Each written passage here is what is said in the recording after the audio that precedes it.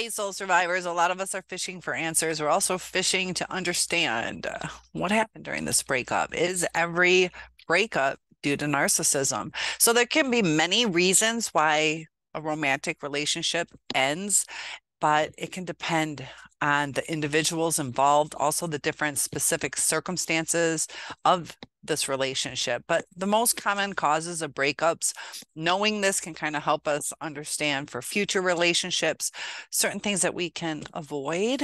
But number one, it's the communication issues. Poor communication or even the lack of communication can lead to misunderstandings, conflicts, ultimately the breakdown of the relationship. And with a narcissist, the communication is so poor. They also make you feel very uncomfortable with silent treatments.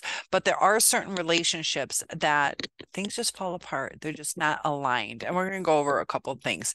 Infidelity, cheating, or even the suspicion of cheating. Sometimes the cheating doesn't even have to happen, but due to trust issues and due to lack of reinforcement of no, it's okay, working something out to comfort each other. A lot of things are triggered, but when cheating happens, it's a significant breach of trust, and this can often end the relationship. Sometimes, even when you do try to work through it, the damage has already been done. So you're going to have certain triggers, or you're going to be hyper vigilant, questioning, and it's going to start to irritate the person.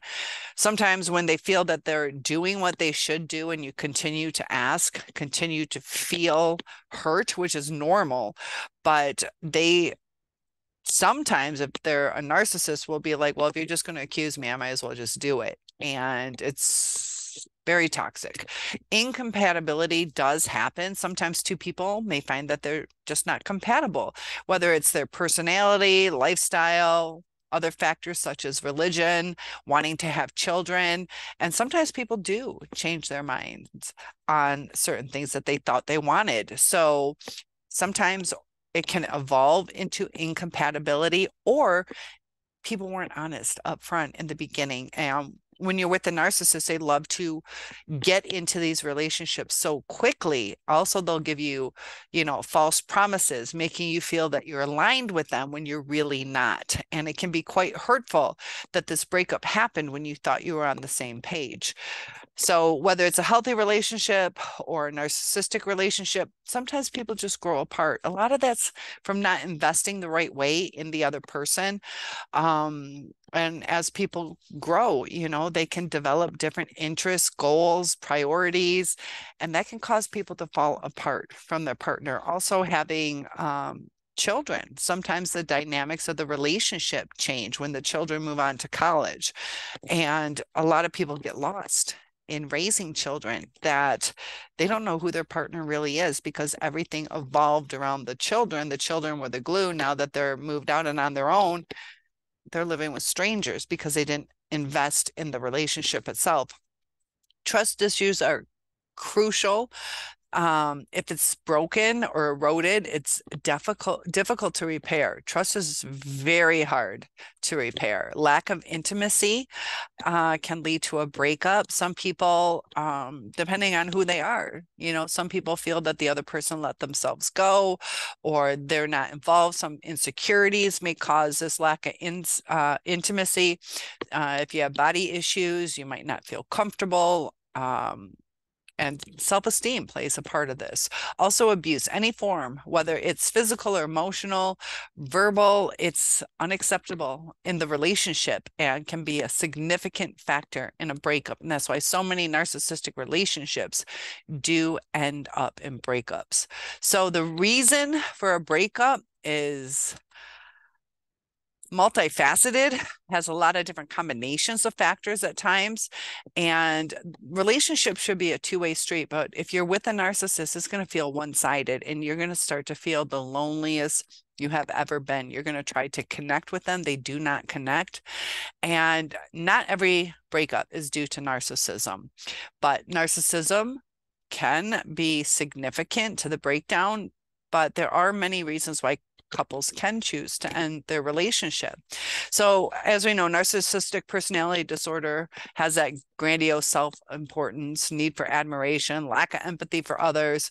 People with these traits may have difficulty forming and maintaining healthy relationships due to their self-centeredness and often their manipulative behavior. But with the other factors that can contribute to the end of the relationship, such as these communication issues, as we discussed above, that it's important to note that not all breakups are negative. Some couples may choose to end their relationship amicably due to a mutual decision to pursue different paths in life. And I've seen that happen with my cousin. She wasn't willing to move to a different country. Her man was in the States and he wanted to go home, but she wanted to stay with her immediate family and, start a family and have the immediate extended family with her. So she has moved on. She's having a baby coming up, and they had an amicable breakup, which leads you to be more healthy if you can understand. But when a narcissist just ghosts you or, reneges on the promises, sometimes in the blink of an eye, also the betrayal. Now we have betrayal trauma. It gets hard to getting back to being ourselves. And I'm going to dedicate more videos on self-help and self-healing. And there are also therapists that can help you as well. I'm a coach. I'm also certified to teach psychology. But when you have a lack of trust, this can make you feel like you're walking on eggshells. And that is a very common side of a toxic relationship. So if you feel uncomfortable, feel like you have to people please to be around your person, if you have frequent conflict, it's another sign of toxicity. Are there always issues? Do we always feel like we have to teach our narcissist how to be kind? And I had this interesting take. I have a couple videos on my narcissistic neighbor, and he's been inviting me over, and I've been trying to work on my YouTube for you guys. Also, I've been kind of worn out and just tired and got a lot on my plate. But he invited me over, but I got back to him like 3.5 hours later. And I said, sorry, I can't tonight. And then he gets all like upset, like, why are you even telling me this? What are you talking about? And I said I was replying to your text, and he's like, why even bother? Like, I got the hint a couple hours ago. And I told him I'm being polite, and he's like telling me that's not polite. So sometimes different perspectives. He is a narcissist, vulnerable type. And poor pity me type stuff, doesn't want to make changes in his life to have a better life. But sometimes narcissists can be pleasurable to be around. But so my point on that is, in my eyes, if it's just a few hours, you still get back to the person, or you get back, oh, hey, I didn't see your text. If you didn't, I see your text yesterday, or I was too busy, but I wanted to follow up with you. To me, when I was with my narcissist, like the communication was terrible, and it would have been nice. And you even tell them this, you even tell them your perspective, like, just get back to me. If you can't come over, that's fine. Just give me an update. And, can you just let me know if you can call, whatever it is, but the communication is terrible. So for me, that's so nice when somebody just says, hey, sorry, I didn't see your text. I wish I saw it sooner, or sorry, I'm busy. But with the narcissist, they look at it in a different light. And also when you try to apologize or say, okay, if that's what you want, just remember that, because they bitch at you either way, because I've gotten bitched at before when I don't reply. You can't win. You just can't win. And then he went on to, do some poor pity me thing and compare himself to his roommate as far as how I treat them. And then he says I'm in love with it. It's just like, oh my goodness, like it was just trying to be nice. And but they don't like that. It's a different perspective. I think good communication is important, and unless the communication goes their way, they don't want it. They just want to put it outside of their mind. It's a little bit different. Emotional manipulation. If your partner uses guilt, shame, other emotional tactics to control or manipulate you, it's a sign of a toxic relationship. So he was trying to make me feel bad, make me feel like I was in the wrong and all that stuff. But you know, jealousy and possessiveness. If your partner is very jealous or possessive, that's definitely one of the signs that there are some underlying trust issues. And this is where it gets tricky, is even if you live on the straight and narrow, that sometimes the trust issues aren't even about you. It's about triggers and fears from their past, from their childhood, and that will bleed into your relationship. And lack of support. If you're not being supported in your dreams and your goals, your interests, it's pretty toxic because you're not living your life. So if you have a new hobby that you really want to pursue, sometimes the narcissist will isolate you because they're too afraid that you're going to enjoy something else, maybe meet other people, which will take time away from them. And they just need to have like that supply when they need it. Physical, verbal, emotional abuse is definitely one of the most clear signs of a toxic relationship. And the toxicity has to stop. The toxicity has to stop, or it will infect the entire relationship, if not the entire relationship, at least you. And it's going to cause brain damage. It's going to cause your body to be out of whack. So when you're feeling drained or exhausted, whether it's physical exhaustion, emotionally depleted, and when you're around your partner, are you feeling rejuvenated? Is it exciting or is it draining? So tomorrow, actually it's 12:04. Today is Easter, at the time of this recording. But you go to these family events and you're wanting to have a great day, connect with your family.